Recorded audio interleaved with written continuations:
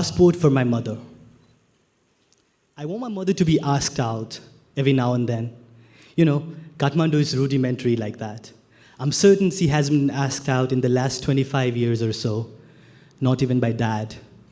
I mean, I don't want for her to start an affair or something, but just enough asking out and politely declining to remind her that there's more to her than what age can take away. Just enough flirting and flattery to empower her. I also want her to eat out every now and then. She is a vegetarian, so any delicacy she gets to eat in home is something that she has to cook. I want her to go to Indian restaurants, but she hesitates. She looks at money as if it could cure cancer. I mean, maybe it could, but it could also pay for an Indian dish she's never had, and sometimes that's just as important.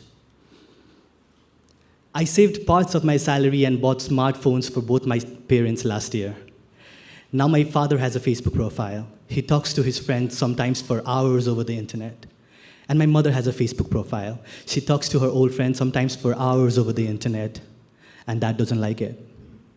I bought smartphones for both my parents last year, and now my mother's on a leash and father's on a rampage. You know what?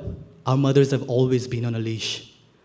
The farthest my grandmother could ever travel was from her house in Sindhupalchok to Kathmandu, a bus ride of about 66 kilometers. For her, Earth was always flat. The horizon always had hills. My mother has never been to Pokhara. I want to get a passport for my mother. I want to send her out to... No woman in my family has ever had one. I want to send her out to an alien land.